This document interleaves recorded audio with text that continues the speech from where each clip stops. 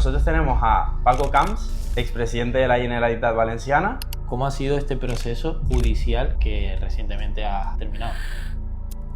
Este sacrificio personal para que Mariano Rajoy sea el próximo presidente del gobierno, para que el Partido Popular gobierne España y para que España sea esa gran nación que los españoles queremos. La hipotética condena de ese juicio no conllevaba la pérdida de cargo público, por lo tanto podía haber continuado siendo presidente de la Generalitat. Yo quería demostrarle a todo el mundo que yo no había cometido eso que decían que yo había cometido. Y hoy en día la política que nosotros con 18 años estamos viendo es una política donde cada partido, En vez de defender tus medidas, atacas las medidas del otro partido. Yo viví la transición española, que por cierto eran políticos todos de muchísima altura, políticos de un lado y de otro, extraordinarios, que hicieron posible la transición. Yo quiero volver a la España de la concordia, de la ilusión y de las reformas para volver a hacer de nuestro país un gran país. realmente el sistema de las pensiones no es sostenible. Entonces, realmente, ¿qué se podría hacer para nuestra generación? Pero además, cuanto más bajan los impuestos, más dinero está en el bolsillo de los que generan riqueza. Un euro en manos del Estado que genera un euro. Un euro en manos del particular que genera 2, 3, 4, 5, 10 o 20 euros. Eso es un escándalo muy grande, es lo que está pasando en España. Por eso vamos a hacer una deriva, desgraciadamente, muy autócrata. ¿Usted quién se cree para estar continuamente insultando y haciendo bullying desde esa tribuna sin respetar la libertad de prensa a un periodista de EDATV como Vito Quiles, que es un joven de 24 años, que a diferencia de usted no vive del salario público, lo hace además, le insulta con el silencio cómplice de los periodistas de esta sala de prensa porque hacen las preguntas sobre los escándalos de corrupción que otros no se atreven a hacer. Lo has conseguido otra vez. Tú me puedes preguntar y tú no. Y encima, si tú me puedes preguntar y tú no, el resto de los compañeros que no se vayan de la sala de prensa, ¿no? Y es el libro que se llama Reempocando España. Vivimos cada uno de nosotros del funcionamiento de la economía. Porque de la economía sale la prosperidad y de la prosperidad sale el bienestar. De la economía sale el empleo y el empleo te da estabilidad emocional y familiar. O sea que sí, lo que hay que hacer es apostar por la libertad.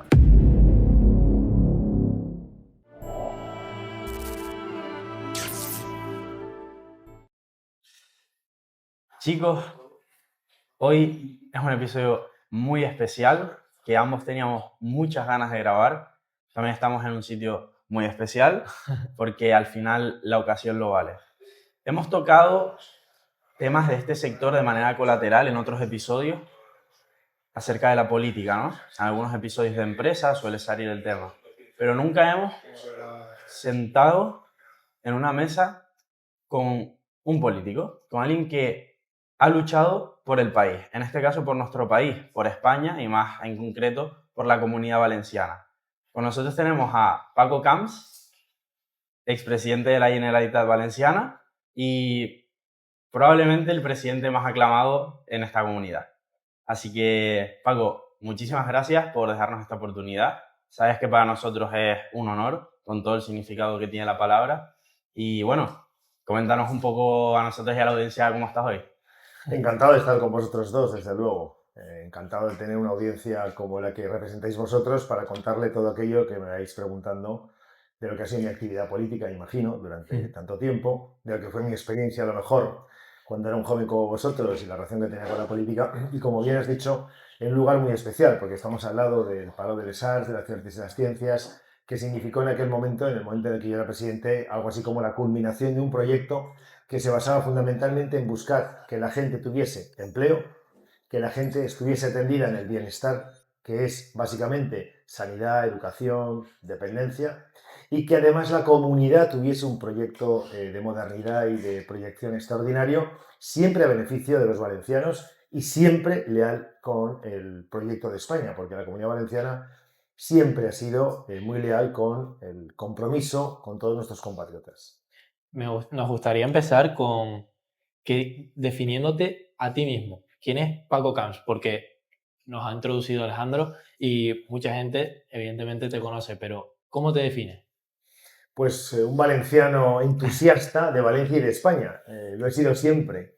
Desde muy joven me sentí, en fin, muy, ilusionado por todo aquello que yo pudiese aportar para mejorar la vida de mis conciudadanos y de mis compatriotas. Por hacer de Valencia el mejor territorio del mundo y de hacer de España el mejor país del mundo. Pues es la realidad. ¿Eso qué significa? Pues significa que cuando eres joven haces una serie de digamos, tareas o actividades de tipo político, acercándote a este mundo tan complejo, tan interesante, tan apasionante como el de la política, y luego, conforme van pasando los años, tuve la suerte de primero ser concejal de tráfico en esta ciudad con 28 años y a partir de ahí, pues otro tipo de responsabilidades políticas hasta alcanzar el máximo nivel político que se puede alcanzar en Valencia, que es la presidencia de la Generalitat. Y realmente, ¿cómo fueron tus inicios? Porque nos comentabas que empezaste con nuestra edad, ¿no? ¿Cómo Así fueron es. tus inicios en la política? Yo viví muy jovencito la transición española, 75, 76, 77, yo tenía 13, 14, 15 años. En aquella época había mucho debate político que se retransmitía por primera vez en nuestra historia como españoles a través de la televisión, los debates que se producían en el Congreso de los Diputados, que por cierto eran políticos todos de muchísima altura, políticos de un lado y de otro, extraordinarios, que hicieron posible la transición, el gran monumento de los españoles a lo largo de toda nuestra historia, el monumento colectivo, ¿no? Que es el que hace el pueblo español, es la transición que culmina con la Constitución española. Bueno, entonces yo veía aquellos debates y me gustaba mucho, lo seguía mucho. Parecía una cosa extraña, un poco raro, ¿no? Que un joven, prácticamente un niño de aquella edad, le llamase tanto la atención ese tipo de debates, pero me encantaba. Bueno, y poco a poco, aparte de los estudios, obviamente, el trabajo, porque yo compatibilicé el trabajo en la fábrica de mis padres con la carrera de Derecho, pero siempre tenía una parte dedicada de mi tiempo a leer, a estudiar, a contactar, a ver, a seguir el mundo de la política y bueno, poco a poco, pues sin darme cuenta, prácticamente te vas involucrando de una manera cada vez con más intensidad y terminas siendo un responsable público a una edad determinada. Ujú. Y también nos gustaría empezar con qué te ha traído a publicar el libro Reenfocando España y cómo ha sido este proceso judicial que recientemente has terminado. El libro, realmente quien lo escribe Ujú. es el autor, Javier Mas, que es el que se pone en contacto conmigo hace ya muchos años, yo en pleno lío de procesos judiciales, como bien estabas apuntando. Bueno, pues vino un día a mi despacho y me dijo, oye, ¿te gustaría que escribiese algún libro sobre todo lo que te está pasando? Y digo, pues yo encantado. Siempre y cuando tú creas realmente en mí, yo encantado. Si no crees en mí, pues no tiene sentido. No, yo creo en ti, creo en tu forma de hacer las cosas, creo firmemente en que has sido un gran presidente y creo además que tienes mucho que seguir haciendo durante los próximos años en cuanto te deje ya en paz todo este libro. Pues encantado. Y empezamos a hablar y a hablar y a grabar circunstancias a veces muy complicadas porque venían todavía mal dadas en algún momento. Pero bueno, él fue creando una especie de masa crítica de conversaciones, de ideas, de propuestas, de contactos, de proyectos. Con la última de las absoluciones ya aceleró la culminación del libro y es el libro que se llama Reenfocando España. Se llama Reenfocando España porque la primera parte del libro habla precisamente de los procesos judiciales, la segunda parte del libro habla de todo mi bagaje y mi, digamos, proyecto vital dedicado a la política, desde que empecé como un joven de las nuevas generaciones de mi partido hasta que terminé siendo presidente de la Generalitat. Y la tercera parte es la que le da nombre al libro, Reenfocando España. Es un análisis, una tesis de conversación, de pregunta y respuesta, en el que yo le voy marcando, le voy diciendo, le voy proponiendo aquello que yo entiendo tiene que mejorar en la España actual para continuar el camino hacia el futuro, con tranquilidad, con sosiego, con libertad, con democracia, con expectativas, con igualdad de oportunidades, pero rectificando, desde mi punto de vista, todo lo que han sido los malos gobiernos de Sánchez y los malos gobiernos del Partido Socialista en coalición con los independentistas vascos y catalanes y con los neocomunistas de Podemos y de Sumar. Bueno, pues eso es para mí lo que tiene en cuanto a la visión de futuro el reenfoque de España. No es volver atrás la mirada, es mirar hacia adelante conscientes de un camino que se ha ido hacia un lado que no correspondía para volver a centrar de nuevo el discurso de todos los españoles para que nos encontremos la inmensa mayoría de los españoles, pensemos lo que pensemos, en el mismo camino y entre todos construyamos el futuro mejor que todos nos merecemos. Esa España existió, esa España la vivimos, esa España la viví hasta el año 2004 que ganó Zapatero las elecciones el 14 de marzo. O sea, yo viví la España de la transición, un joven, más joven incluso que vosotros.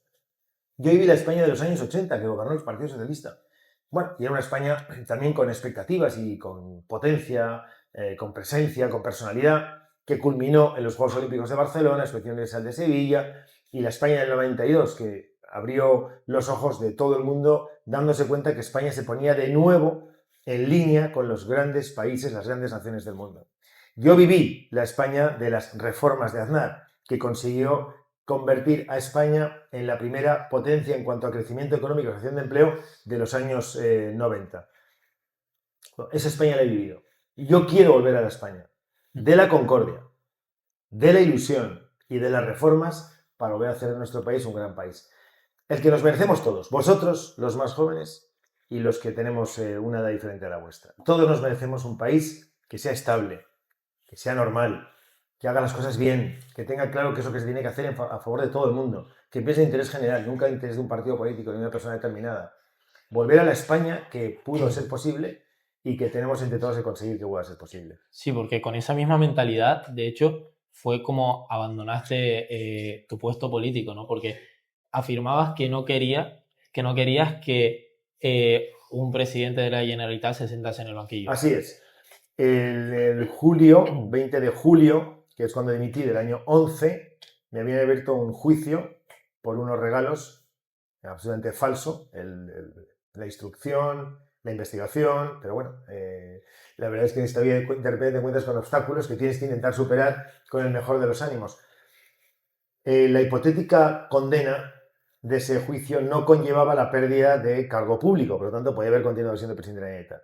Yo además sabía que iba a ser absuelto porque no había nada en aquel juicio, como así fue, se absolvió. Pero había una campaña electoral muy importante en noviembre de ese mismo año y entendí tres cosas. La primera, no podía llevar al presidente de la Generalitat al banquillo. Por encima de mí está la institución. Por encima de las personas están las instituciones. Porque lo más importante son las instituciones, porque son de todos.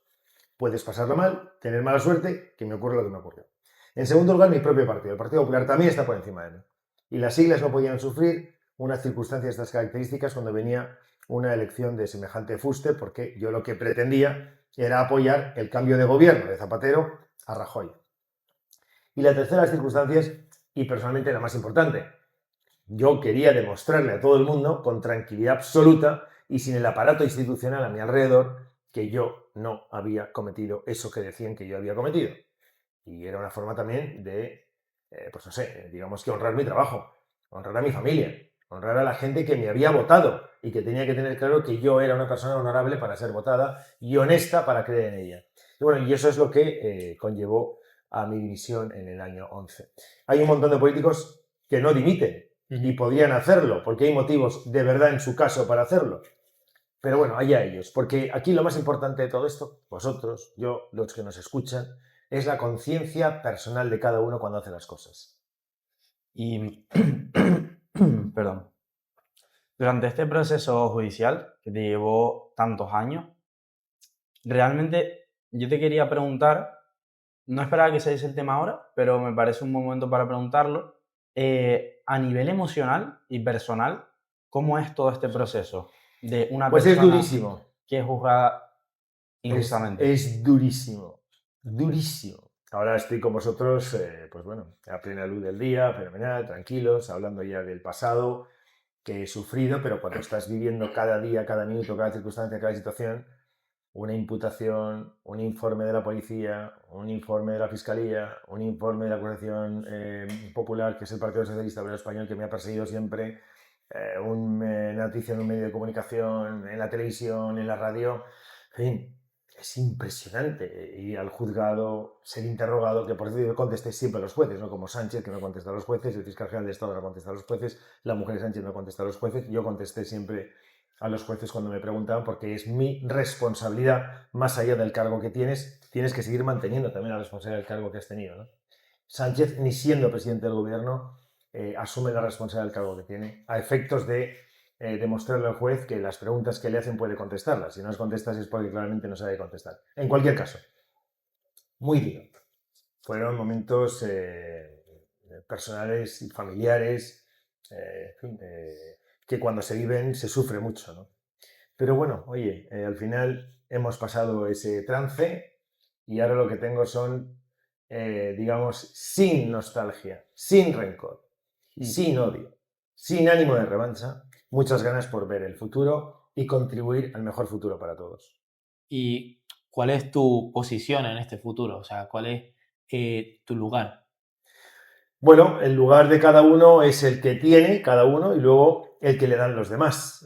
El que tengo yo y estoy desarrollando todos los días es el trabajo que hago todos los días, con compañeros extraordinarios del partido, recorriéndome la Comunidad Valenciana, atendiendo medios de comunicación como vosotros, hablando con gente, hablando con simpatizantes, yendo a conferencias, aparte de mi trabajo como abogado y como profesor, claro, porque eso no lo puedo en absoluto obviar, es mi trabajo, pero además todo el tiempo que tengo a disposición, desde luego, para lo que os estoy diciendo, intentando estar siempre a la altura de las circunstancias, explicar lo bueno que fue aquellos gobiernos que yo tuve la suerte de presidir, lo bueno que fueron aquellos gobiernos de muchos ayuntamientos presididos por mis compañeros de partido en tantos municipios de la Comunidad Valenciana, en las diputaciones provinciales se hicieron cosas extraordinarias, contarlo, porque es lo mejor que ha ocurrido en la Comunidad Valenciana, nuestro paso por las instituciones, donde más hospitales se hicieron, donde más colegios se hicieron, donde más carreteras se hicieron, donde más depuradoras se hicieron, donde más se hizo absolutamente de todo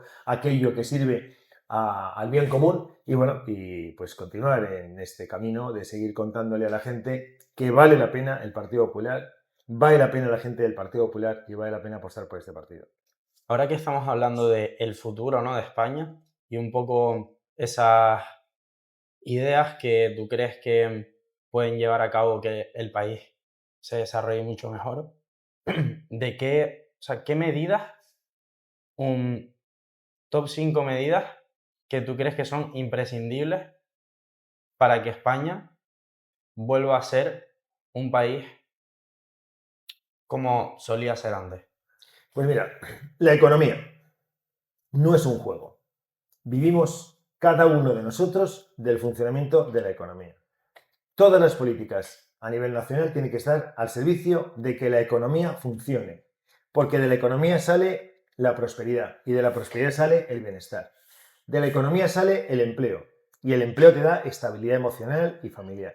De la economía sale la capacidad de cada persona para poder decidir su propio futuro, para emanciparos, los jóvenes, para que los mayores tengan una vida tranquila, sosegada y asegurada. Por lo tanto, primera cuestión, todas las medidas que hagan que la economía española sea una economía fuerte, ya sea en cualquier campo, el campo, digamos, de la producción primaria, el campo de servicios, el campo de la industria, el campo de los pequeños y medianos empresarios, de los autónomos, que tengan la posibilidad de generar riqueza constantemente y de crear empleo.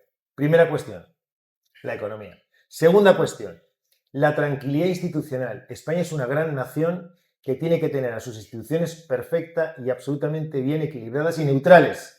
El Poder Judicial tiene que ser neutral. El Banco de España tiene que ser neutral. La Fiscalía tiene que ser neutral. El Tribunal Constitucional tiene que ser neutral. Volver a la neutralidad de las instituciones que hacen que nosotros podamos funcionar también con la tranquilidad de que cada decisión que se toma porque es una cuestión puramente objetiva y no arbitraria, ni subjetiva, ni partidaria. Por lo tanto, ya tenemos economía y tenemos la reordenación institucional. La tercera cuestión me parece muy importante, el papel de España en el mundo. Se ha perdido, se ha difuminado el papel de España en el mundo. Y es fundamental que tengamos claro cuál es nuestro papel en Europa, cuál es nuestro papel con los iberoamericanos, cuál es nuestro papel con los Estados Unidos, cuál es nuestro papel con el Magreb, cuál es nuestro papel con cualquier rincón del mundo que tengamos algún tipo de relación. Personal, por el movimiento de personas; económico, por el intercambio comercial; estratégico, por la situación en la que nos encontramos. Somos un país de la OTAN y significa que estamos en un proyecto que tiene ya muchos años en defensa de la libertad y la democracia en cualquier rincón del planeta. La cuarta cuestión, que me parece capital, es de nuevo recordar que las cuestiones que son importantes no pueden formar parte de una agenda electoral ni partidaria. Son importantes las pensiones, no pueden formar parte de un programa electoral, tiene que formar parte de la apuesta colectiva, más allá de los partidos políticos. El papel de la mujer en la sociedad no puede ser un arma arrojadiza de unos contra otros, tiene que formar parte también de un gran acuerdo nacional para que todo el mundo tenga claro cuál es el papel de la mujer, que tiene que ser en igualdad de condiciones del hombre, con igualdad de salarios y con igualdad de opciones y de posibilidades. No puede ser que unos digan que los otros dicen una cosa completamente diferente. Una cuestión también súper importante, por ejemplo, el medio ambiente. No puede ser tampoco un arma arrojadiza de unos contra otros. El medio ambiente tiene que ser un papel de desarrollo en consenso permanente entre todos nosotros. Otra cuestión importante, la política territorial, el modelo territorial. No puede ser que los grandes partidos decidan, unos de ellos, apostar por quienes quieren romper España. Bueno, pues estos grandes acuerdos que están por encima de las elecciones, están por encima de los partidos, de los grandes partidos, no pueden formar parte del pasto del debate diario, constante y permanente. Dentro del medio ambiente, por ejemplo, incluiría el tema de la energía. Tenemos que decidir qué tipo de energía queremos, porque necesitamos energía para poder funcionar como país civilizado y avanzado. Tenemos que decidir cuál es la apuesta por las energías renovables, tenemos que apostar o no por la energía nuclear, tenemos que apostar o no por aquello que signifique un mejor funcionamiento del sistema, de todo aquello que genera energía o de dónde tiene que venir, cuáles son los clientes y cuáles son los proveedores, etc. Hay una serie de temas que son de Estado que tienen claramente que acordarse entre los grandes partidos. Y, por supuesto, el terrorismo.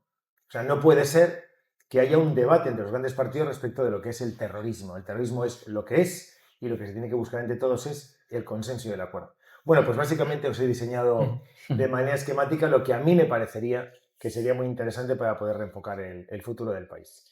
Y hablando como el centro, ¿no? El centro geográfico reconocido a nivel mundial, en tu paso por la Generalitat como presidente, tenías muy claro que querías poner a Valencia, a España, pero concretamente a Valencia, como localizarlo geográficamente en el mapa, ¿no? Y esto llevó a traer al Papa, a la Fórmula 1, a la Copa de América. ¿Cómo fue este proceso? Y realmente, ¿hasta qué punto fue rentable? Porque mucha gente duda de la rentabilidad, ¿no? En términos económicos de renta regional fue más que rentable. El ingreso en lo que llamamos renta regional, que es el ingreso de todo el dinero que se movilizó en aquel tiempo por mor de estos grandes acontecimientos, supera los 600 millones de euros, muy por encima de cualquier expectativa de gasto por parte de la administración, muy por encima. Por tanto, en términos de renta ya lo fue. ¿Por qué estos grandes eventos, ¿no? Primero había que construir la sociedad del bienestar que cuando llegó el PP, ya el anterior presidente también hizo mucho esfuerzo del Partido Popular para conseguirlo, pero cuando dejó de gobernar el PSOE no estaba hecha. Nosotros hemos construido más de 400 colegios e institutos, nosotros hemos construido casi 20 hospitales, construimos decenas y decenas y decenas de centros de salud. Invertimos en la mejora del regadío, depuradoras. Hicimos posible que equipamientos fundamentales para el buen funcionamiento de una sociedad como la nuestra se pusieran al día, se modernizasen, se mejorasen, se perfeccionasen. Las infraestructuras de comunicación, los trenes, los aeropuertos, los puertos, las carreteras, todo eso forma parte de lo que es la estructura, la superestructura sobre la que basar el proyecto que luego fue el que estábamos comentando de los grandes eventos. Y no se puede hablar de los grandes eventos si no hablamos de que antes estuvimos haciendo una labor extraordinaria para poder poner a Valencia y a los valencianos en el lugar que le corresponde en cuanto a la prestación de servicios por parte de la administración. Realmente fue crear los cimientos, ¿no? Para que luego fuese los posible. Cimientos sólidos, porque uno no puede ir directamente a un gran evento sin que haya si hay falta de colegios o falta de hospitales. Con eso, ¿qué pretendíamos? Dar un paso hacia adelante de promoción, de proyección y de centralización de visión y de visibilidad del territorio autonómico en relación con España, con Europa y con el mundo. Y se consiguió. Por ejemplo, uno de los grandes edificios construidos en la época en la que yo fui presidente, puesto en marcha en aquel momento, en la feria, consiguió tener la instalación ferial más importante de Europa. Esa instalación se puede construir cuando todo lo, digamos, que atiende al bienestar de las personas está ya puesto en marcha o construido. Pero, por ejemplo, la feria genera riqueza, porque si tenemos una gran instalación ferial, las grandes ferias, el mueble, la cerámica, la iluminación, vienen a Valencia y aquí se concentra una buena parte de la actividad económica. Por ejemplo, las artes y las ciencias, el Palacio de la Ópera. Es un, digamos, nicho muy específico de la cultura, pero atrae gente que viene a disfrutar, por ejemplo, de un acontecimiento artístico, lírico de esta magnitud. Por tanto, hay gente que viene, que genera riqueza en torno también a este proyecto. Por ejemplo, la America's Cup, la Copa de la América. trajo inversiones de astilleros de alta cualificación de construcción de barcos de competición, o por ejemplo la fabricación de velas, Kevlar, etc. Todo aquello se produjo también en torno al proyecto del America's Cup. O sea que hay también impactos de este tipo que no solo te dan visibilidad en todo el mundo, sino que además generan riqueza a su alrededor. Bien sea por la riqueza en el momento en el que está produciendo el gran evento, bien sea porque genera expectativa de negocio, de inversión, de industria, en este caso de alta tecnología, en torno a la propia competición. Y luego hay una cuestión que culmina todo el proyecto, también muy importante. Una sociedad que es capaz de demostrarle al mundo que puede organizar un acto, una actividad, un evento, un acontecimiento tan complejo como este, genera unos valores añadidos en la industria, en la economía del propio territorio, porque somos vistos de forma, digamos, diferente a mejor por la gente que ve desde fuera lo que alguien puede estar organizando en un sitio determinado. Y me explico y no me alargo más en la contestación.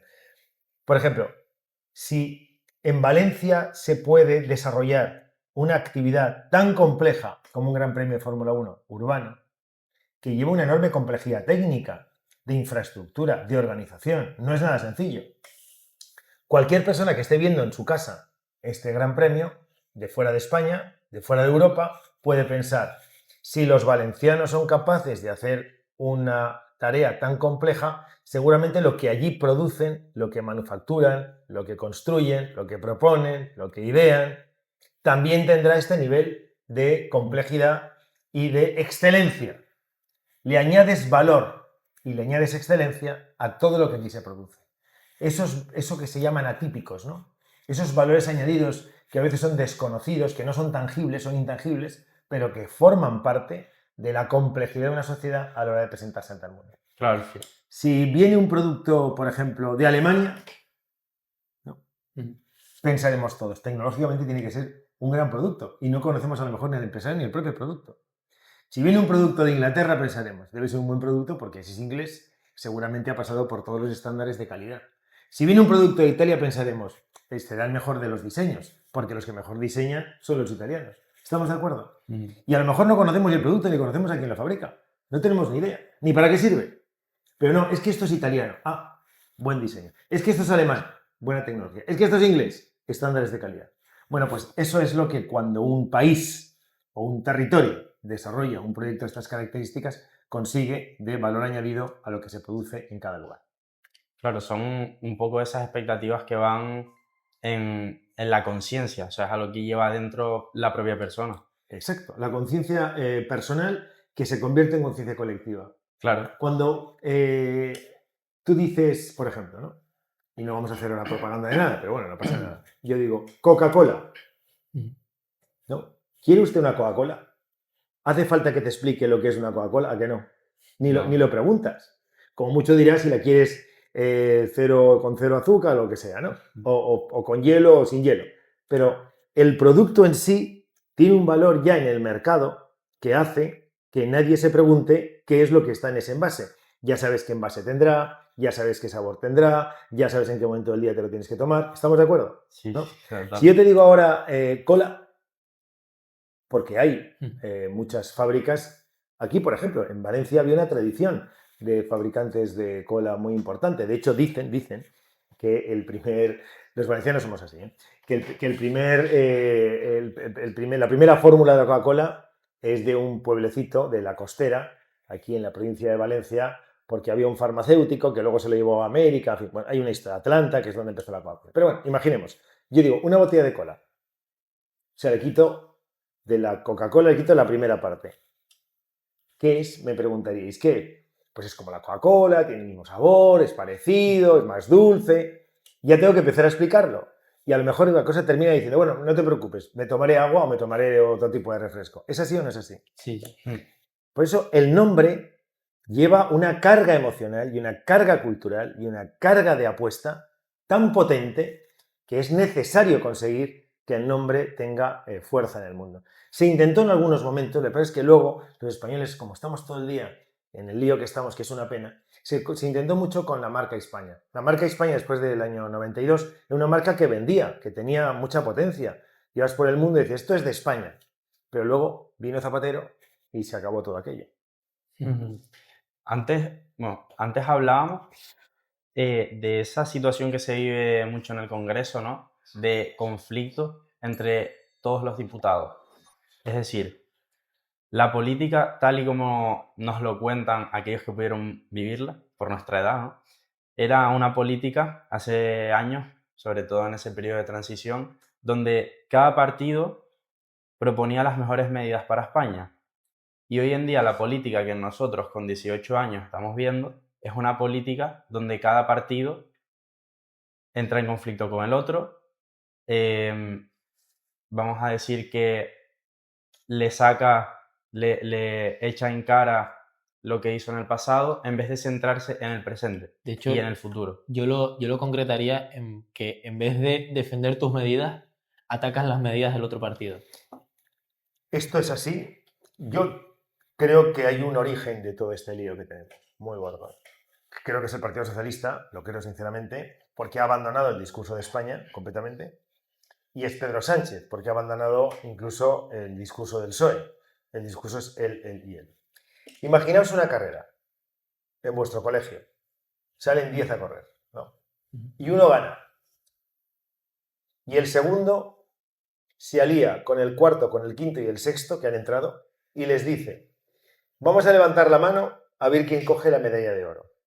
Y dices, pero bueno, si ha ganado este, ¿cómo vas ahora a buscarte a los que están detrás para que levanten la mano y para que venga ahora el juez árbitro y te ponga la medalla a ti, que has sido el segundo? No.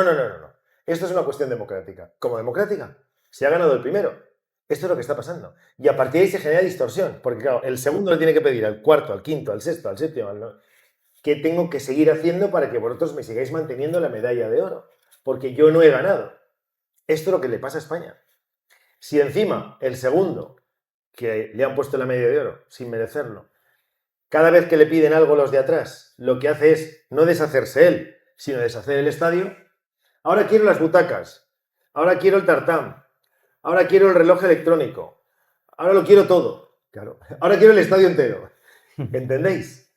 Es lo que está pasando. Por eso nos genera esto una distorsión tan enorme. Porque no gobierna quien ha ganado, gobierna quien ha perdido. Y se apoya en quienes han perdido todavía mucho más. Porque está gobernando con el que tiene 5 diputados, 4 diputados, 8 diputados. Pero bueno, claro, y esos pequeñitos saben que nunca jamás van a tener una oportunidad tan grande para seguir estando en el podium todo el día, mareando. Claro. Por eso estamos todo el día como estamos. Porque a los pequeñitos les importa un comino la carrera, y les importa un comino el estadio, les importa la competición, les importa un comino España, les importa un comino la democracia y la libertad. Lo que les importa es arrancar todo lo que puedan hasta conseguirlo todo. Y ya cuando tengan a Sánchez exprimido al máximo, o sea, a España exprimida al máximo, dejarlo caer. Y ese mínimo de escaños que se requiere para gobernar, ¿realmente qué sentido tiene? Bueno, la mayoría absoluta. El mínimo que se requiere para gobernar es tener 176 escaños. Son 350 diputados, 176 diputados, 176 escaños en términos parlamentarios, son los que te dan la presidencia del gobierno. Claro, pero mi pregunta es, ¿por qué no gobierna directamente el que mayor porcentaje de...? Ese es mi mayor votos ha tenido. Ese es la tesis doctoral por la que soy doctor en Derecho, es precisamente eso. Es la reforma del sistema electoral español para convertir nuestro sistema electoral, que es que es proporcional, en mayoritario, que es mi propuesta. El mayoritario es el que se utiliza, por ejemplo, en el Reino Unido. En parte en Francia, porque en parte es mayoritario, pero luego hay una segunda vuelta. Pero bueno, en el caso del Reino Unido, que es mayoritario puro, que es lo que me gustaría a mí, es el que a mí me gustaría que se implementase en España. Sí, lo creo. Creo que el que ha ganado es el que tiene que gobernar y el que ha perdido es el que tiene que hacer oposición. Y ya está. La democracia es alternancia y la democracia es estabilidad. Y la estabilidad solo se consigue si el que gana gobierna y el que pierde no hace trampas y va a la oposición. En cambio, el que ha perdido ha hecho trampas y está gobernando. Pero, ¿realmente consideras que para España en esta situación sería bueno un cambio de sistema político sobre todo el sistema electoral, ¿no? De sistema electoral, no de sistema político, no. Electoral, Democracia electoral. liberal, monarquía parlamentaria, que es extraordinario, ¿no? Desde luego, yo haría un cambio de sistema. Bueno, es mi tesis doctoral, quiero decir que no solo lo creo, sino que lo he escrito, lo he defendido ante un tribunal de catedráticos que me dieron, bueno, el cum laude, ¿no? Me dieron el doctorado. Aprobaron la tesis y me dieron el doctorado. En cualquier caso, lo creo sinceramente, lo he estudiado, lo he trabajado y hay una propuesta además. Una propuesta que hay una parte de la propia tesis que es la distribución de España en 350 escaños, que no ha quedado nada mal. Si tuviese acceso me encantaría que lo viese, pero hicimos un trabajo ahí con color, cada circunscripción electoral. Busqué los nombres de cada barrio o distrito o zona de cada ciudad de España y le di nombre a cada escaño. También en Tenerife, también en Las Palmas, también en Manises y también en Guadalajara. Cada escaño tiene un nombre. Por ejemplo, en Valencia pues, es muy sencillo. Pues el diputado por la Ciutat Bella, ¿no? Habría un diputado por Ciutat Bella en Madrid, en el Congreso de los Diputados. Otro, pues el ensanche. Habría otro también. Pues intentaré haceros llegar la tesis porque la parte que corresponde a cada provincia de España, a cada ciudad y a cada comarca de España o cada partido judicial de España es como hice la propuesta, para que se viese que se podía implementar bien sobre la planta, o sea, la planta electoral sobre la planta real, física, geográfica y humana de España. Antes comentábamos esas intenciones que tienen muchas veces esos presidentes, ¿no?, que llegan al poder, que realmente no tienen la intención de presidir para representar al pueblo, sino que llegan a tener ese deseo por el poder, ¿no? Y muchas veces lleva a decisiones e intenciones erróneas que deriva en algo que nos afecta a todos a nivel de cada ciudadano, que son esos casos de corrupción que vemos muy habitualmente desde hace muchos años en las noticias, ¿no? Entonces, yo quería preguntarte, con la edad que nosotros tenemos, creo que es una pregunta muy interesante, y es si verdaderamente puede haber una democracia sin corrupción. Sí, claro. De hecho, España, en términos generales y en relación con muchos países del mundo, no es un país con corrupción. No lo es. Hay personas, desgraciadamente, que lo son, pero no hay una corrupción sistémica, no lo hay. En muchos países, desgraciadamente, en muchas instancias de la administración, para poder conseguir alguna cosa tienes que pasar por caja, digamos, ¿no? Esto que llaman en algunos países mordidas. En España eso no existe. El problema del político que ocupa el poder, no que lo ejerce, sino que lo ocupa en su totalidad, es el problema no de lo que técnicamente es de lo que estamos hablando, sino de una desorientación evidente hacia un modelo que no es estrictamente el democrático, que es lo que estamos viendo aquí en España hoy con Sánchez. Independientemente de la circunstancia que tiene de hipotética corrupción de su mujer o de su hermano, o del fiscal general, o de su íntimo amigo Ábalos, o del amigo de su amigo Koldo, del amigo Aldama, todo este lío que tenemos ahí metidos todo el día. Independientemente de esa cuestión, hay un problema más gordo en Sánchez. Es que quiere ocupar el poder. Ocupa el Tribunal Constitucional, ocupa el Banco de España, ocupa la Televisión Española, ocupa la Fiscalía General, lo ocupa todo. La abogacía, lo ocupa todo. Lo ocupa el Parlamento prácticamente ha dejado de existir como lugar del debate, del contraste de ideas y del proyecto de generación de expectativa a través de las leyes. Un desastre, un horror.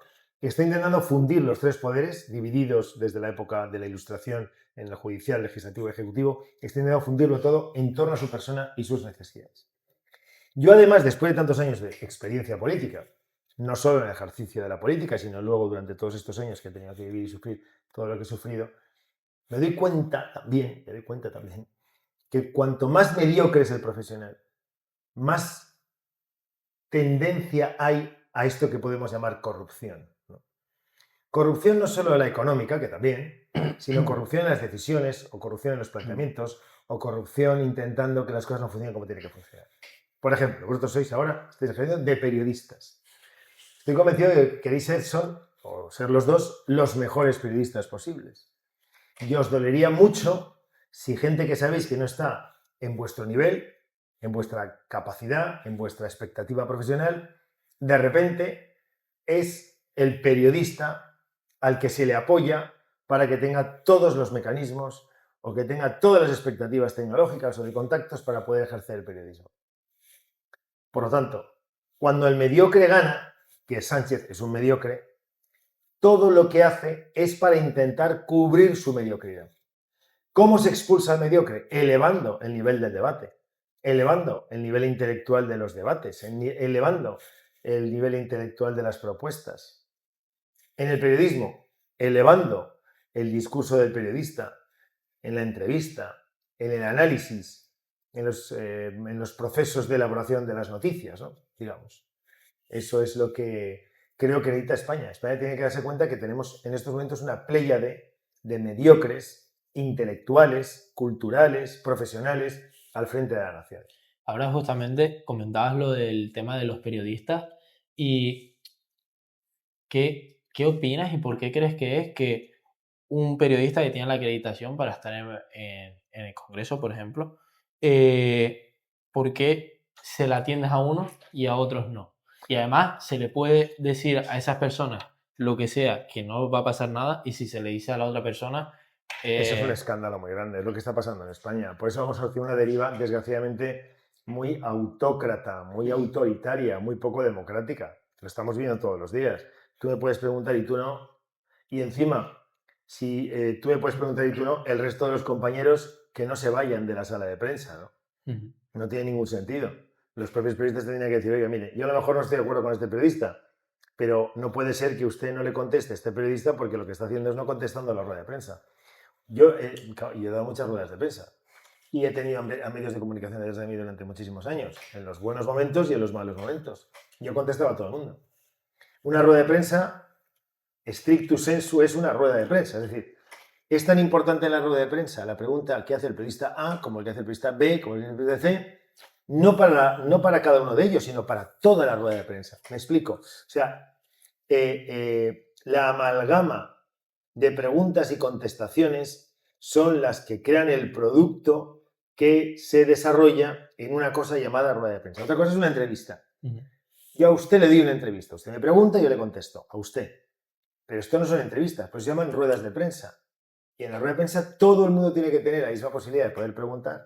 A todo el mundo hay que contestar, porque es tan importante para cualquiera de los que están ahí presentes la pregunta que hace uno mismo como el que hace otro, porque seguramente deriva en una respuesta que él no tenía pensada la pregunta, que le puede venir bien para consolidar una idea general de lo que está pasando sobre un tema concreto al que se le pregunta. ¿Entendéis? Sí, es que eso es una rueda de prensa. Muchas veces es independiente a la pregunta, es por la persona, por el periodista. Claro, por eso. Completamente, sí. O sea, directamente es no un escucha la escándalo. pregunta. Eso es un escándalo antidemocrático. Y eso es lo que está haciendo Sánchez y sus secuaces durante este tiempo. Contestan a quienes les da la gana, persiguen a quien no está con ellos. Eso lo hace, eso es muy, digamos, muy de la cultura de la izquierda. Es muy de la cultura de la izquierda, porque, en fin, hay muchos socialistas muy majos, pero hay muchos socialistas que cuando le viene la vena de la izquierda, le viene la vena de la izquierda y se convierte en dogmático, en sectario, en fin, genera crispación.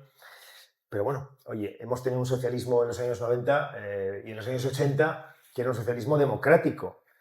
A mí me encantaría que volviese ese socialismo democrático porque es muy importante para España, ya que se pudo domeñar tirando el marxismo por la borda. El Partido Socialista de Felipe González tiró el marxismo por la borda, ¿verdad? Tiró todos los vestigios del comunismo, del sectarismo, del autoritarismo por la borda, del barco del PSOE. Sería muy bueno que el Partido Socialista volviese otra vez al cauce de la normalidad y de la democracia, como ya lo fue. Y aparte lo probaron la democracia y les fue bien. De hecho, siguen gobernando alguna comunidad autónoma. Y va bien. Yo no digo que no vaya bien, pero ellos mismos tienen que intentar abjurar de esa parte que la izquierda muchas veces como férula, les contrae y les lleva a aspectos que nada tienen que ver con la democracia tal y como la concebimos los demócratas.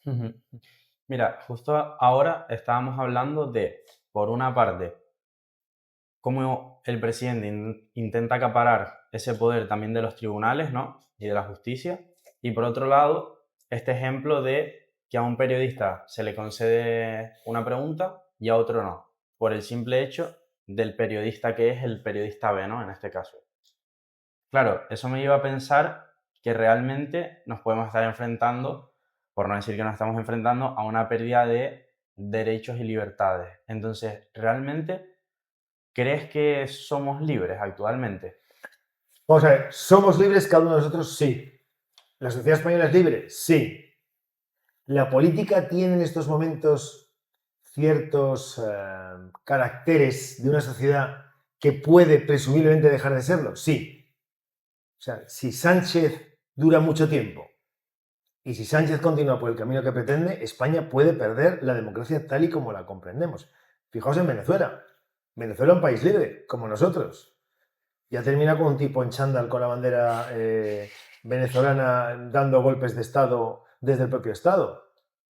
Claro, y eso ha pasado. Es que nos vemos un buen día de estos a Sánchez con un chándal con la bandera del Partido Socialista y el puño y la rosa aquí enfrente, en el pecho, mandando, yo qué sé, desde el lugar más absurdo, ¿no? Y más extravagante. Y que lo que más miedo da, yo creo, es la censura.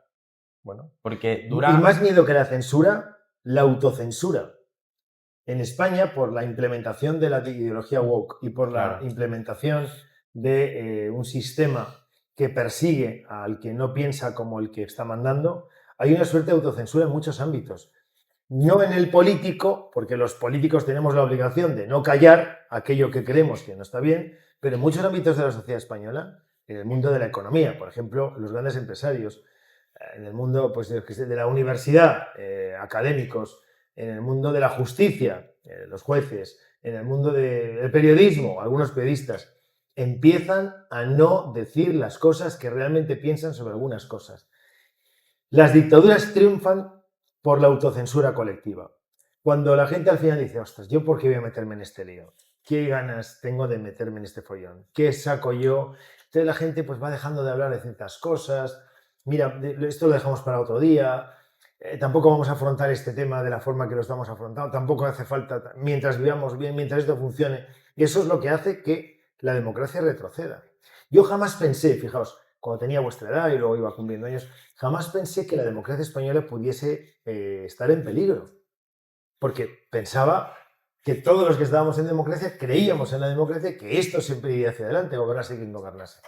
Hoy os digo que la democracia española está en peligro, en serio peligro, por culpa de Sánchez y de la gente que está con él, de su entourage, de toda esta suerte de grupos alrededor suyo que están desmontando la democracia liberal.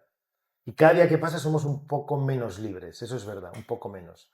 La libertad sigue siendo toda esta mesa, pero cada vez la libertad está por los lugares más, digamos, recónditos de la libertad, cada vez van consiguiendo ir recortando ciertas cosas. Cada día es un tijeretazo un poquito mayor a nuestra libertad. Y justo eso que comentábamos es que es una paradoja, porque justamente ese grupo de personas que aclaman que se respeten sus ideologías, lo que piensan o cómo se sientan, por ejemplo, a su vez son esas personas las que no están respetando la ideología o el pensamiento de otras personas. Maduro. Si lo tenemos en el ejemplo de por eso es paradójico. Claro, no es paradójico, es que los autócratas y los sátrapas son así. Si uno escucha a Maduro y dice, es que no me dejan hacer cosas, es que se pasan el día criticándome, es que se manifiestan por la calle, y es que hay gente que quiere ser el presidente y que deje de serlo yo. Sí, bueno, claro. Se quejan todo el día. Sánchez hace lo mismo que Maduro para esto, es un fenómeno para estas cosas. El fango, la opinión encontrada, no me dejan hacer cosas. Es lo mismo, es el mismo discurso de Maduro con acento castellano, exactamente el mismo. Ya está. Pero es igual, aparte es el mismo circuito psicológico. Psicológicamente son personajes intercambiables, Maduro y él, muy intercambiables. Si uno no escucha el acento venezolano de Maduro y lo que hace es solo la transcripción directa de lo que dice, os dais cuenta que dice exactamente lo mismo que Sánchez. Son iguales. Exactamente iguales. Me parece que, claro, los acentos hacen a veces variar el significado de las palabras, ¿no? Como lo que decíamos de la propia marca, ¿no? Antes, poniendo un ejemplo. Me gustaría preguntar por qué crees personalmente que, por ejemplo, ahora estamos hablando de Sánchez como gobierno, en vez de poner una medida como las pensiones, que el conjunto, por ejemplo, en este caso el PP, estaría de acuerdo en votarlo, lo mete en un saco donde o votas todo o dejas de votar las pensiones.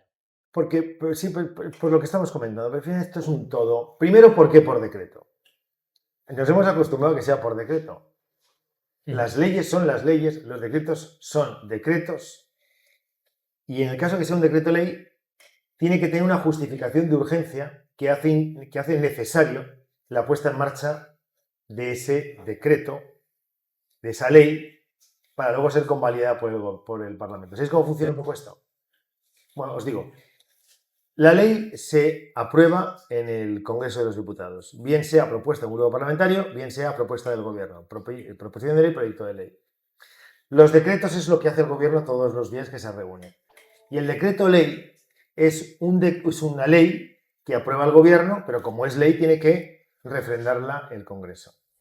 Si yo apruebo un decreto ley, entra en vigor como si fuese ya una ley, hasta que el Congreso decide si convalida o no convalida esa ley. ¿Por qué los decretos leyes? Los decretos leyes son leyes que, como hay un proceso en el Parlamento que tiene la durabilidad que tiene, es decir, la duración, mejor dicho, que tiene un proceso de comisión, de debate en el Parlamento, en el Pleno, etc. Y al final la aprobación en el Pleno del Congreso y luego en el Senado en su caso. Si hay alguna cuestión de urgencia que el Gobierno entiende y tiene que poner en marcha, la pone en marcha. Y luego ya el Congreso lo convalida o no lo convalida. Pues bien, la producción de leyes desde el Gobierno, desde que gobierna Sánchez, es algo tremendo, que nadie nunca jamás pudo llegar a imaginarse cuando metió en la Constitución la posibilidad de que el Gobierno pudiese legislar. Increíble. Eso como primera providencia. Lo que tiene que hacer el Gobierno es enviar proyectos de ley y que se debaten en el Congreso. Si hay alguna cuestión que sea urgente, imaginemos, el aumento de las pensiones tiene que ser cuanto antes porque ha variado el IPC o lo que sea, o los presupuestos no han sido aprobados, que es una de las cuestiones por las que nos trae este decreto ley, cosa que nadie dice. Trae este decreto ley porque los presupuestos no se aprobados. ¿Por qué no están aprobados? Porque no tiene mayoría. ¿Por qué no tiene mayoría? Porque tiene que buscar de los minoritarios, de nuevo, aquello que los minoritarios le exijan al Gobierno que incluya en los presupuestos. Pues bueno, en cualquier caso, tenemos el decreto ley. Y lo mezclo con el resto de cosas que se me ocurren. Eso es inconstitucional, es antidemocrático, va contra la libertad del funcionamiento del Parlamento, que es uno de los ejes básicos sobre los que sustenta la democracia liberal y la monarquía parlamentaria. Se cargan el Parlamento. Meten todo en un mismo paquete. Primero, el Tribunal Constitucional sabe perfectamente que les va a dar la razón porque ha convertido el Tribunal Constitucional en un chiringuito socialista, que dice sí a todo lo que le pide Sánchez. Absuélveme a Griñán y a Chávez, que fueron condenados por el Tribunal Supremo. Pues los absolvemos. Deja que Dolores Delgado sea fiscal, que sea fiscala. Vamos a intentar tirar por tierra esto que... Vamos a tirarlo por tierra. Hace exactamente lo que el Gobierno quiere. Bueno, esa es la tragedia que están también viviendo los españoles. En cuanto a los decretos leyes, si tú metes todo metido en un mismo paquete, lo que buscas es el lío político. No te importan los pensionistas, no te importan las personas que han sufrido la devastación y el horror de la riada de Valencia del 29 de octubre pasado. No te importa nada el transporte público para la gente que no puede acceder a él. Da lo mismo. Lo meto todo en un paquete y así que haya un debate político y no un debate sobre la realidad de las cosas. Porque al final, ¿qué debates en un decreto ley de estas características? ¿El futuro de las pensiones? ¿El problema de la riada de Valencia? ¿Las circunstancias del transporte público en España? No debates nada, no os des cuenta. Le quito el debate político a la gente, lo incluyo todo en un paquete y al final el que sale a defender el decreto y el que sale a votar en contra del decreto está votando o está aprobando o está debatiendo sobre una suerte etérea, abstracta, que nadie comprende muy bien de qué estamos hablando. Eso es también pérdida de democracia y pérdida de libertad. De hecho, vamos, es que tiene todo el sentido con todas las palabras. Mira, me gustaría preguntar una cosa que me pregunto mucho a mi edad, y es que debido a la pirámide poblacional, realmente el sistema de las pensiones no es sostenible. Entonces, realmente, ¿qué se podría hacer para nuestra generación? Vamos a ver. Muy buena pregunta. No es un problema piramidal. no es un problema de la pirámide de edad, no es un problema demográfico, que también, en parte, hay una base cada vez más estrecha porque cada vez nacen menos niños. Yo soy de la época del baby boom, que se llamó en España, de los años 60, que es cuando más niños nacimos en la historia de nuestro país, por circunstancias determinadas, entre otras porque el país se va a gran velocidad, las familias tenían mucha tranquilidad, mucha seguridad laboral y pues había más tranquilidad, lo que sea. Nacimos un montón de niños. Todo gasto del Estado, aunque las pensiones no son un gasto, por cierto, las pensiones es el dinero que hemos ido metiendo los españoles, yo lo voy metiendo también en la parte que me corresponde de los impuestos, yo voy metiendo también en la parte de las pensiones, porque todo esto hay que recordar que no es una gracia del Estado. Cada trabajador, cada empresario, vamos pagando a la caja de las pensiones la parte de la alícuota correspondiente. Bien, es verdad que el dinero con el que se pagan las pensiones de hoy no es el dinero tal vez que metió alguien hace un montón de años, sino que es el dinero de hoy y más un poco de dinero de los presupuestos, que es el Pacto de Toledo, que por cierto se hizo entre los dos grandes partidos en un momento determinado. El Pacto de Toledo, el PP y el PSOE acordaron no meter de nuevo el debate de las pensiones y ellos están metiéndolo de nuevo aquí en el debate del día a día. Pero en cualquier caso, los gastos del Estado se tienen que sufragar con los ingresos del Estado. ¿Estamos de acuerdo? Es lógico. ¿Los ingresos del Estado de dónde vienen? Os pregunto. Ahora pregunto yo. ¿De dónde vienen? De los impuestos. De los impuestos. ¿Los impuestos de dónde vienen? De las personas y las sociedades. Sí. ¿Sobre qué? Sobre el dinero que ingresan. ¿Y cómo ingresan el dinero? Porque generan riqueza. Las sociedades venden productos, reciben un dinero por el producto que venden. Las personas pagan unos impuestos en función del trabajo que desarrollan. Sean profesionales, sean ejecutivos, sean empresarios, sean autónomos. ¿Estamos de acuerdo? Más el IVA, Claro. que es el propio intercambio comercial y económico en el consumo diario. ¿De acuerdo? Si los ingresos vienen a pagar los gastos y los gastos tienen que pagar con los ingresos, ¿qué tenemos que hacer? A ver, Equilibrio. equilibrio. ¿Cómo podemos equilibrar esto y esto? ¿Qué os he dicho antes cuando he dicho, ¿qué haría usted si fuese presidente de gobierno? ¿Cuáles son las medidas que adoptaría en primer lugar? ¿Cuál es la primera que he dicho? La economía. Yo lo que tengo que hacer es que la economía crezca. Si crece mucho la economía, hay más ingresos porque la actividad económica es la que genera los impuestos directos llamados y los impuestos indirectos, los impuestos por la renta que cada uno de nosotros recibe por su trabajo, los impuestos que pagas por ser una sociedad determinada, una empresa determinada, por la riqueza que genera la venta de tus productos, sean estos cuales sean, campo, las bananas o los plátanos, perdón, canarios, o cualquier producto manufacturado en una industria siderúrgica en el norte de España, por ejemplo, ¿no? ¿De acuerdo? Todo eso genera riqueza. Si yo voy ampliando la economía, voy ampliando la riqueza, no solo genero riqueza de cada uno de nosotros y de cada una de las empresas, sino que además estas empresas al crecer, estos autónomos al crecer, estas pymes al crecer, ¿qué hacen? Contratar gente. Si yo contrato gente, hay más gente trabajando, por lo tanto, más gente pagando impuestos. Y además gente que ya no recibe un subsidio, que forma parte de los gastos. Menos subsidios, más ingresos del Estado. Por eso tenemos un gobierno que no piensa en generar riqueza, sino miseria. Si yo genero riqueza, las pensiones estarán garantizadas. Además, la demografía. Además, las personas que puedan venir de fuera por esa mano de obra necesaria para poder atender las necesidades de las empresas que van creciendo. Pero esta es la ecuación. No hay otra ecuación. España, en los años de gobiernos del PP de Aznar, tenía un déficit presupuestario, un endeudamiento en términos de contabilidad nacional del 60% del PIB. El 60% era el tamaño de la deuda española respecto de la riqueza que generamos todos los españoles. Hoy es el 130%. Ojo, prácticamente la mitad de lo que producía España era la deuda que tenía España. Ahora hemos pasado a un 30% más de la riqueza lo que España debe. Pero eso es un movimiento a nivel internacional, ¿no? No. No hay otros Aquí no hay países nadie que venga a solucionar nuestros problemas. Porque España ha subido por encima de la media europea y ha bajado por debajo de la media europea. Tanto no es un problema de los demás, es un problema nuestro. En los años 90 y en el principio de la primera década del siglo XXI, España crecía por encima de la media europea.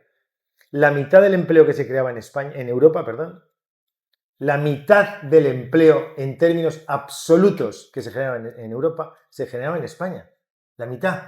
Siendo que había países, hoy el Reino Unido hace 5 años que no está en la Unión Europea, pero en aquel momento estaba, como el Reino Unido, como Italia, como Francia, que son países que tienen muchos más habitantes que nosotros y son además, desde un punto de vista de potencia económica, siguen estando por delante de nosotros, ¿de acuerdo? Estuvimos a punto, por cierto, de alcanzar Italia en un momento determinado. Estuvimos a 5 años de alcanzar Italia, que era la octava economía del mundo. Estuvimos a punto de alcanzarlo y ahora estamos ya, de nuevo, unos 9 o 10 o 12 puestos por detrás de Italia y estuvimos a punto de alcanzarlo. Por lo tanto, sí que hay gobiernos que generan riqueza, sí que hay gobiernos que generan economía, sí que hay gobiernos que generan empleo. Y esos gobiernos que generan riqueza, economía y empleo son los que permiten más ingresos y poder atender mejor los gastos. Y con eso termino, porque no es una clase de economía, que tampoco soy economista. Cuantos más bajos son los impuestos, más dinero recauda el Estado, aunque os parece una paradoja. Pero es la realidad. pero es que tiene sentido. Sí, señor. Más dinero está en el bolsillo de los que generan riqueza. Por lo tanto, más riqueza pueden generar. Porque un euro en manos del Estado, ¿qué genera? Un euro. Un euro en manos del particular, que genera 2, 3, 4, 5, 10 o 20 euros, en función de la creatividad y la expectativa que uno pueda generar como empresa. ¿Estamos de acuerdo? Bueno, pues entonces, también es un dato puramente objetivo. Y ya pasó siempre que gobierna el Partido Popular. Cuando bajan los impuestos, aumentan los ingresos. Y ese aumento de ingresos es lo que te hace poder afrontar los gastos. Y uno de los gastos más importantes, por no decir el más importante del Estado, como bien sabéis, son las pensiones. Yo ahora tengo 2 dudas después de esto. Bueno, la primera es, cuando hablamos de la deuda pública, ¿no?, de España, ¿realmente dónde está el límite? O sea, con la deuda pública ahora mismo hay un punto de no retorno, de no poder Vamos a ver, siempre hay puntos, volver a recuperarlo. Entiendo lo que dices, siempre hay puntos de retorno, pero cada vez que nos vamos es mucho más complicado. Si cualquier particular debe, digamos, el 50% de su sueldo porque está pagando una hipoteca, pues bueno, ahí está aguantando. Si de repente debe el 80%, pues ahí va aguantando.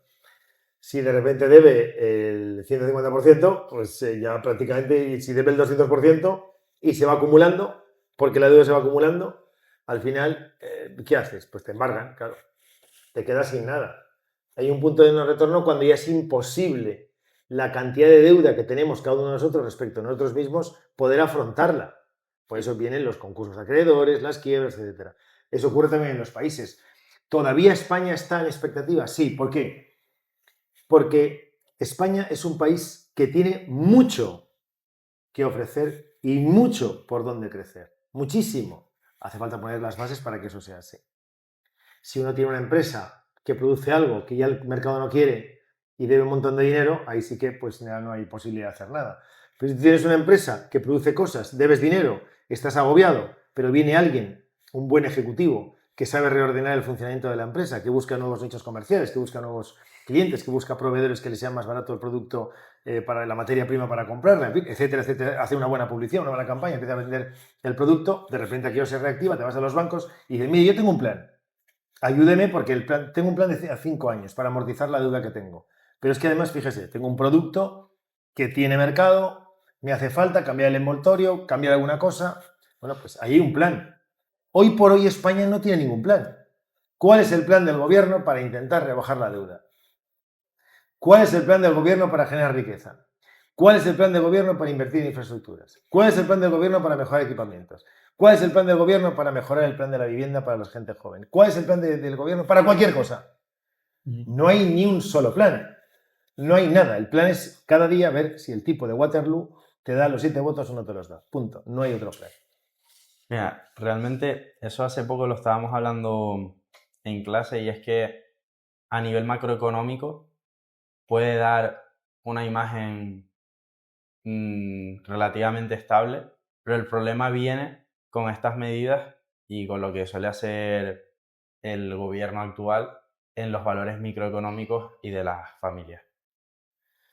Sí, macroeconomía y microeconomía. La macroeconomía son los grandes números, la microeconomía es lo que está más cerca de todos nosotros. No hay plan, no hay un proyecto, ni macroeconómico, ni microeconómico, ni medio pensionista. No lo hay. Es una desgracia muy grande la que tenemos los españoles en el día de hoy. No lo hay, no hay ningún plan, no hay ningún proyecto de nada. Estamos viendo del dinero que nos viene de Europa. Esto que dicen que hay un poco más de empleo y la gente es un poco más feliz, todo es dinero que nos viene de Europa.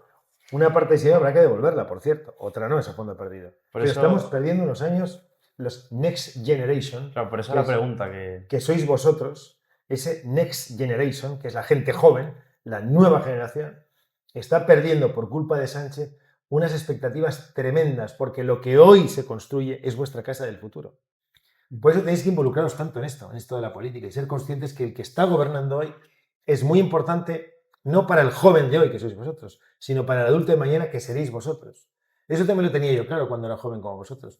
Tenía claro que todo lo que los jóvenes teníamos que reivindicar cuando éramos jóvenes, no solo era para solucionar nuestro momento, en el momento determinado, la situación personal, la circunstancia del día a día, sino que teníamos que programar para el futuro mi casa del futuro. De hecho, yo estoy viendo la casa del futuro que se construyó cuando era joven. Esta es la casa que se construyó entonces. Tenéis que pensar en qué casa queréis el día de mañana. Cuando eres joven, incluso las dificultades se ven de forma diferente. Cuando uno es persona más mayor, la enfermedad o la pérdida de trabajo es muy angustiosa. Ya te quedan pocos años de vida, no tienes más fuerza. Cuando eres joven tienes todas las posibilidades del mundo para solventar una enfermedad o para solventar una falta de trabajo, de expectativa, de vivienda. Hay que apoyaros, pero también tenéis que responsabilizaros en pensar que la casa vuestra del futuro se construye hoy con vuestras propias manos. Y es importante que seáis conscientes de eso. No tenéis tanto que esperar a ver qué va a hacer Sánchez con vosotros o la política en general, sino exigirle a la política hoy que haga las cosas no para vosotros solo, sino para vosotros el día de mañana. Y realmente, ¿cómo es posible que en una democracia del siglo XXI, ¿no? como es España, que no se respete o que flaquee, mejor dicho, la propiedad privada? Bueno, o sea, ¿cómo es posible que increíble. se favorezca a la gente que, en este caso los ocupas, por ejemplo, que no respetan la propiedad privada en vez del propietario de la propiedad privada? Primero, porque hay una distorsión intelectual en la izquierda muy grande. Yo a veces intento explicar los fundamentos de la libertad, los fundamentos de la democracia, los fundamentos de la prosperidad, los fundamentos de todo lo que entendemos en la sociedad del bienestar, son fundamentalmente dos pilares: la economía de mercado y la propiedad privada. Son sacrosantos. Nadie puede meter la mano en la economía de mercado porque la destruye y genera riqueza, miseria y pobreza. Nadie puede meter la mano en la propiedad privada porque destruye la propiedad privada, y destruyendo la propiedad privada destruye la dignidad de la persona, las expectativas de las familias y todas las ilusiones que cada uno puede hacer legítimas en torno a sí mismo, ¿no? Y a los suyos. ¿Qué hace la izquierda? La izquierda tiene una tendencia natural a meter la mano en la economía de mercado y a meter la mano en la propiedad privada, porque forma parte de su, digamos, bagaje cultural originario. Y de vez en cuando la llamada de la cueva a la izquierda les hace meter la mano donde no deben meter la mano, que es en la economía de mercado, que es de las personas, y es en la propiedad privada, que es de las personas. Este es el problema. Y en el tema de la vivienda, meten la mano en la economía de mercado, con el tema de los topes de los alquileres, el precio de la venta de los pisos, la regulación de no sé qué, en fin, el follón este que organizan siempre, y meten también la mano en la propiedad privada, permitiendo que quien entra de manera irregular en el piso o en la casa o en el chalet de alguien, al final sea más difícil tirarlo a la calle que el propietario pueda defender sus legítimos intereses. Efectivamente, eso genera inseguridad en la economía, inseguridad jurídica, inseguridad en el funcionamiento de la sociedad. Y esa inseguridad genera miseria, pobreza, tristeza, y es lo que está pasando en estos momentos, ¿no? O sea que sí, lo que hay que hacer es apostar por la libertad. Incluso ahí también se genera una mala marca, ¿no? Como comentábamos al principio este podcast de propiamente España, de posibles inversores Desde luego. y demás. La riqueza, cuando hablamos en términos de inversión, requiere de unas reglas del juego perfectamente bien preestablecidas y luego requiere también de una suerte de seguridad jurídica en torno a lo que a mí me dicen que es mío. Porque si la delimitación no es muy clara, si yo no sé exactamente dónde termina lo mío y dónde empieza lo de los demás, entonces esa inseguridad genera retracción en la inversión, la interna también, pero también en la inversión que viene de fuera. Y eso es un coste añadido al país, porque el coste del país depende también de la inseguridad que pueda haber. Un ejemplo, un euro invertido en Estados Unidos tiene un menor coste que un euro invertido en un país que no tenga una administración y una economía que funcione. No voy a decir ningún nombre para no herir el sentimiento de nadie. ¿Por qué? Porque tú sabes que hay unas reglas del juego en Estados Unidos y hay una seguridad jurídica en Estados Unidos que efectivamente el retorno puede que sea menor, pero el riesgo es prácticamente ninguno. En cambio, tú te vas a un país cuya administración es una catástrofe, el riesgo que tú tienes para poder invertir en ese país es muy grande porque puedes perderlo todo. ¿Y eso qué significa? Que el coste del dinero en Estados Unidos es más barato que en ese país. ¿Y a quién le perjudica? A los de ese país cuya administración es un desastre. Porque para el día a día tu moneda está castigada por un riesgo que hipotéticamente van a tener aquellos que invierten en tu país porque tu país es un país inseguro. Fijaos qué fácil es. Si es que no es tan complicado. Mira, yo es que creo que... Mira, la forma de hablar, la forma de hablar que tiene, la oratoria, es espectacular. Es algo que nosotros hablamos antes de empezar este episodio. Y algo que veo y que destacaría es el sentido común, que creo que es algo que en política hoy en día escasea bastante.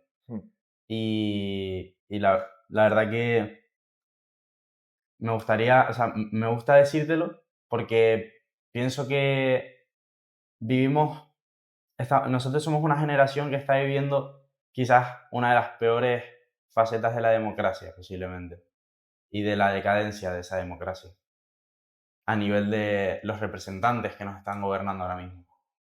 Sí, sí. Lo digo, desgraciadamente es así. La estáis viendo vosotros como jóvenes y yo como mayor. Pero es verdad que estamos viendo el peor momento de la democracia. Cuando la democracia se puso en marcha en España, como os digo, tuve la enorme suerte, siendo un niño, de ver cómo se ponía en marcha. Había un proyecto colectivo. Todo el mundo tenía claro hacia dónde teníamos que ir. Yo quería que gobernase el PP, otros querían que gobernase el Partido Socialista. Pero una cosa es el gobierno y otra cosa es el proyecto colectivo de todos los españoles camino de un mismo lugar. ¿De acuerdo? Los grandes parámetros sobre los que se basa el trabajo colectivo de todos en una misma nación. Bueno, compartíamos todos muchas cosas. Luego, y vuelvo a repetir, quieres que gane tu equipo. Claro, yo quiero que gane el Valencia Club de Fútbol, que es mi equipo siempre. Pero hay un proyecto colectivo, a veces gana, a veces pierde, que es, digamos, el fútbol y las reglas del juego en la propia competencia, ¿de acuerdo? Ahora no hay reglas del juego. Ahora, cuando sales a competir, no sabes muy bien qué va a pasar, cuánto va a durar el partido, de cómo va a ser el balón, si va a ser redondo o va a ser cuadrado, con cuántos va a jugar el contrario, con cuántos vas a jugar tú, el árbitro si te lo van a poner a mitad partido o te lo van a quitar, no se sabe. Y eso genera mucha inseguridad, mucha intranquilidad. Cuando uno tiene un problema personal, económico, de vivienda, de emancipación, estudios, en un ambiente tranquilo, piensa que va a poder saltar ese obstáculo con mejor posibilidad que si el ambiente que hay alrededor es un ambiente de crispación o de una suerte de borrasca constante y permanente sobre lo que puede ser el presente y el futuro inmediato de nuestro país. Y es lo que en estos momentos estamos sufriendo todos los españoles, la inseguridad absoluta de qué va a pasar mañana, cuál va a ser la cesión de mañana, cuál va a ser la política que mañana nos agobie por la mañana. Pues sí, un momento muy triste. Pero bueno, oye, los jóvenes sois una fuerza tremenda. El vigor es una realidad constante. El movimiento hormonal y la capacidad de ver las cosas con fuerza y con entusiasmo forma parte de vuestra edad. Y lo que os animo a vosotros dos es, primero, a continuar en este trabajo tan extraordinario de preguntarle a gente para que conteste vuestras preguntas. Y, en segundo lugar, implementar todo el ánimo que podáis en una sociedad que, digamos, saboreó las mieles de la democracia y que ahora está, desgraciadamente, probando las hieles de un proceso autocrático liderado por Sánchez. España es una gran democracia, es una gran nación, es un gran país. No tenemos que estar acomplejados de nada, al revés. Nuestra historia es tremenda. Hablamos un idioma que hablan 600 millones de personas en el mundo. Tiene todas las expectativas. Estamos ubicados geográficamente en el mejor lugar que se puede estar, entre el Atlántico y el Mediterráneo, en Europa. Al otro lado están nuestros hermanos iberoamericanos que hablan como nosotros, que piensan como nosotros, que creen como nosotros. En fin, nuestras expectativas son enormes. Vuestro mundo es un mundo hoy cada vez más pequeño porque podéis dar más vueltas al mismo con más facilidad. Las redes sociales os permiten conocer en tiempo real todo lo que está pasando en cualquier parte. No hay que abrumarse, hay que implicarse. Volviendo otra vez a lo que comentaba Alejandro de la oratoria y dejando toda esta faceta política un poco de lado y yendo a lo didáctico, ¿qué consejos podrías dar a una persona joven como nosotros que quiera mejorar su oratoria? Leer. Leer sobre oratoria. Leer. Leer. Todo. Yo lo he leído hasta los prospectos cuando era pequeño. Leer. Por la mañana, leer. Al mediodía, leer. Por la tarde, leer. Por la noche, leer. Leer. Y leer sobre papel. También os lo aconsejo. Yo he intentado leer en estos sistemas. Leo mucho, a veces en el iPad o lo que sea, en la tablet voy leyendo cosas, o en el iPhone cuando me llega algún mensaje y tal. Pero leer los libros. Me decía mucha gente, ¿cómo es posible que la inmensa mayoría de tus discursos sean siempre sin papeles? Yo les decía, no, es que he leído mucho. El que lee mucho no necesita papeles para un discurso, a no ser que sea un discurso institucional, etcétera, que tienes que tener el respeto, no el respeto, sino el protocolo de vida, ¿no? Por ejemplo, cuando venía el rey, los discursos eran leídos porque forma parte de una, digamos, liturgia institucional. Pero la práctica totalidad de mis discursos, a no ser el primero, en los debates de investidura, etcétera, eran siempre sin ningún tipo de papel delante. Entonces, el Parlamento viene de eso. Parlamento viene de hablar, no de leer. Pero bueno, yo veo a muchos parlamentarios que lo que hacen es leer. Son, más que parlamentarios, son lectores, ¿no? y no parlamentarios. Es muy importante leer. Leerlo todo. Leer sin límite, concentrados. El esfuerzo es muy grande, sé que es muy, muy grande para vosotros y para quien está escuchando. Porque ahora sois los del B-Screen, ¿no? Como mínimo. 2 pantallas o 3 pantallas a la vez. Entiendo que la imagen, entiendo que lo audiovisual es extraordinario y que llama mucho la atención, pero fijaos, a mí de vez en cuando pues, veo documentales, me gustan por televisión, porque el resto de las cosas tampoco tienen mucho interés, pero bueno, veo documentales históricos, etcétera, o de circunstancias, y está muy bien, y te ilustras mucho, pero no se impregna en la neurona lo que vemos o escuchamos de la misma manera que se impregna en la neurona lo que lees. Cuando tú lees, además, haces un ejercicio de esfuerzo personal contigo mismo, te concentras. Es un esfuerzo de, cuando es una novela, por ejemplo, de pensar el paisaje, el espacio, la persona en su configuración que nos va describiendo el novelista, ¿no? Cuando es una novela. En los ensayos, pues también la propia creatividad del que lo escribe. No os quiero dar mucho la lata con esto, pero es mi consejo para toda vuestra vida. No, pero igualmente nosotros sí que somos personas que leemos. Y justamente entre las últimas preguntas que solemos hacer está la de ¿qué libro nos recomendarías? Y ahora que hablamos sobre oratoria mira, y sobre libros, es un muy buen momento. Ya, desde luego, no sé, pues millones de libros. Es que ¿Hay alguno que te haya marcado un punto de inflexión? todos los libros. Es que os voy a decir, yo qué sé. Voy a deciros, por ejemplo, uno que leí cuando estaba en el colegio. Bueno, en el colegio que yo recuerdo de mi época de lo que se llama BUP, Bachiller Unificado Polivalente, que es lo que yo estudié. Recuerdo uno que se llama Caput, de Curcio Malaparte, que es un libro escrito por este personaje muy interesante porque lo enmarca dentro de los líos, de los entresijos diplomáticos en la Segunda Guerra Mundial. Pues bueno, tiene su interés. Otro que me marcó muchísimo, desde luego, Un mundo feliz, de Aldous Huxley. No te puedes llegar a creer que cuando estás leyendo en los 70 un libro que te dice que puede ocurrir lo que ves que está ocurriendo, pues es muy impresionante, ¿no? Ahora lo veo y lo leí cuando tenía aquella edad. No es que me hayan marcado más que otros. Te estoy diciendo libros que leí, también leí toda la colección de Los Tres Mosqueteros de Alejandro Dumas. Pues poneros un ejemplo, cuando tenía 14 años, los devoré, porque había una primera colección y luego una segunda colección también de Alejandro Dumas. Pues, no. Por supuesto, El Quijote. ¿Habéis leído El Quijote? A ver, la versión acortada. Pero el Quijote como tal. El Quijote entero no. Pero muchas personas lo recomiendan. Cuando se conmemoró un aniversario de la publicación del Quijote, la Real Academia Española se puso en contacto con las comunidades autónomas a ver quién quería apostar por hacer una edición especial del Quijote. La única comunidad autónoma que dijo que sí fue la Generalitat Valenciana. Entonces, tengo el altísimo honor de haber copatrocinado una edición especial del Quijote con la Real Academia Española. Se presentó en la Zarzuela, con toda la academia, delante del rey Juan Carlos, etc. Y luego, pues, durante algunos días hice las veces de ir repartiendo el Quijote en algunos colegios.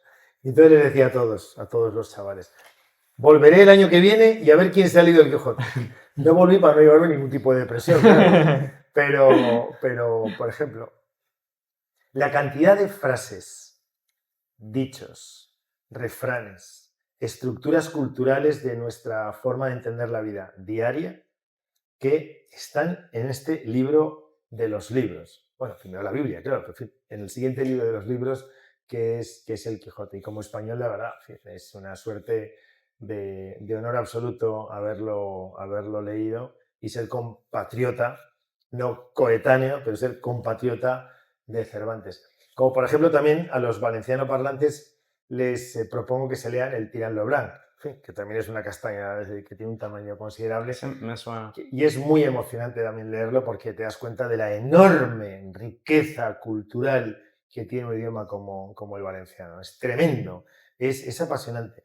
Como además muchas de las palabras, tanto del castellano de Cervantes como del valenciano de Joan Martorell, son palabras que no forman parte por desuso, porque han sido sustituidas por otras, no forman parte del acervo lingüístico actual, pues es muy emocionante de repente encontrarte con palabras, auténticos hallazgos que te vas rápidamente a un diccionario y te aclaran ciertas cosas. Pero independientemente de estos dos libros que son cumbre de la literatura española y cumbre de la literatura valenciana, sí que os digo que es muy importante que leáis. La oratoria se basa en la lectura. Aunque parezca en principio una contradicción en los términos, ¿no? Porque es lectura y es oratoria, es leer y es hablar, pero es muy importante, muy, muy importante leer. Leer sobre el papel, además, os lo aconsejo. Y luego hablar. No tener miedo a hablar. Si uno lee mucho, luego no tiene miedo a hablar. A veces el miedo a hablar es, ¿estaré diciendo algo que eso no es correcto? ¿Esta palabra que utilizo es la que tengo que utilizar? Cuando todo eso ya lo tienes ejercitado, porque lees y hablas, ya te das cuenta que tus propios mecanismos, tu propia técnica a la hora de hablar se va perfeccionando también con el propio ejercicio, como cualquier ejercicio, como cualquier gimnasia, ¿no? Todo en esta vida es gimnasia. La lectura es una gimnasia, la hablar es una gimnasia, el rezar es una gimnasia, todo es gimnasia, todo es practicar, y al final las cosas van saliendo. Muy buen consejo porque me esperaba cualquier otro consejo menos ese porque estamos intentando mejorar nuestra oratoria, ¿no? Y también es uno de los motivos que no está nada mal, ¿eh? Muchas gracias. Es una muy buena oratoria y hacéis muy buenas preguntas. Me parecía muy interesante. Pero sí, la cuestión, sobre todo en esta época. A lo mejor hace 60 años, 70 años, 50 años, sería una butad decir, lean ustedes. Aunque había campañas en televisión. Un libro a la semana es una costumbre muy sana, o algo así era. Un libro al año no hace daño. Esto lo recuerdo. Esto lo recuerdo más o menos de la publicidad de la época para poder leer, ¿no? Pero la lectura es muy importante. Sobre todo en esta época en la que entran tantos inputs en el ambiente que hace falta otros que te defiendan de los mismos.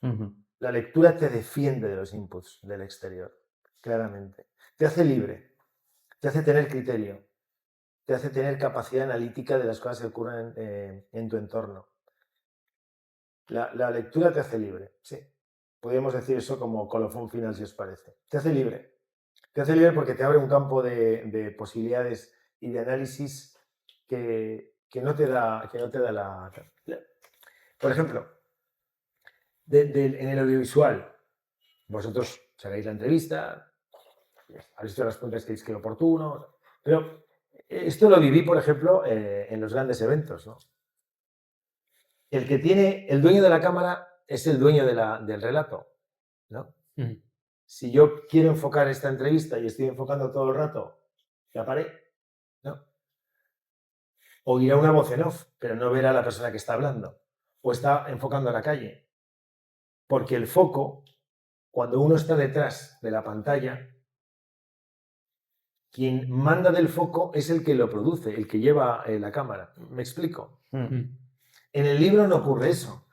Es verdad que quien escribe, pero en el libro ya no ocurre eso, porque tú ya decides de lo que estás leyendo dónde puedes centrar el foco, en un personaje, en una historia, en un momento, en un paisaje, en una circunstancia, en una situación, en el drama.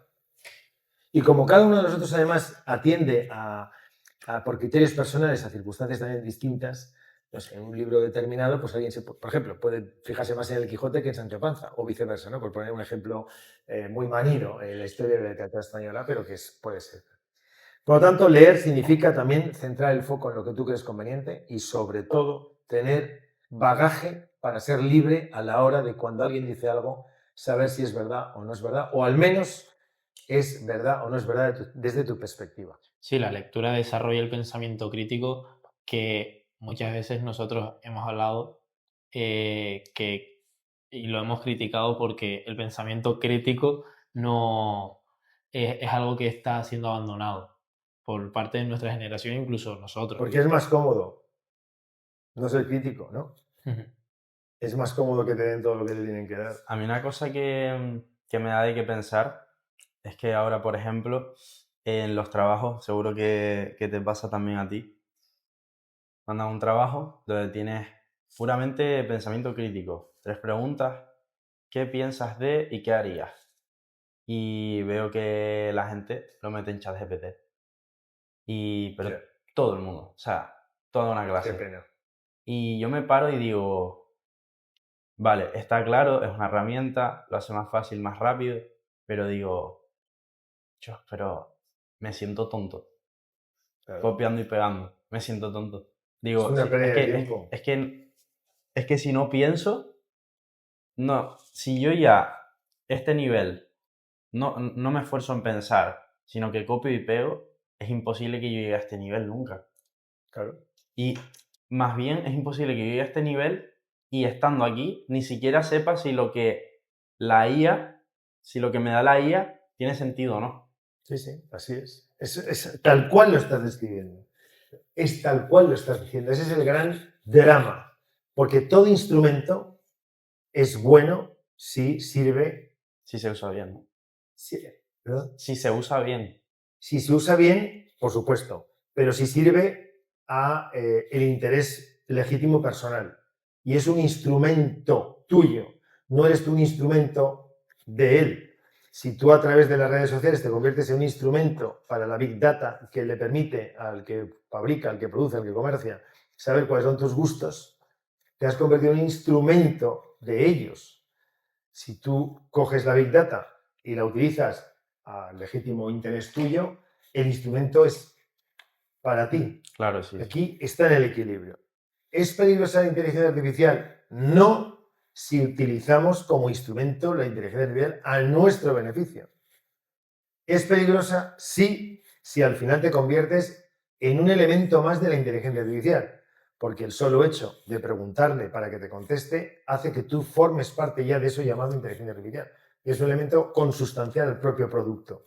Formas parte del producto, no utilizas el producto. Es como si te metieses dentro de la botella de Coca-Cola y formaras parte del propio líquido de la Coca-Cola y no te la tomases tú para refrescarte, sino que formases parte tú del propio refresco. Es una metáfora un tanto compleja, pero creo que se puede llegar a entender. Sí, sí, sí. Por tanto, lo importante es utilizar las cosas al servicio de la humanidad, y ese servicio de la humanidad no en términos abstractos, sino de cada persona. Es la herramienta, no tú su herramienta. Bueno, pues por aquí damos finalizado el podcast. Muy bien. Muchísimas gracias por Encantado. conocernos y bueno, un placer. Igualmente el mío. Ha sido un rato muy agradable, muy intenso, muy interesante y a vuestra disposición. Gracias. A ti.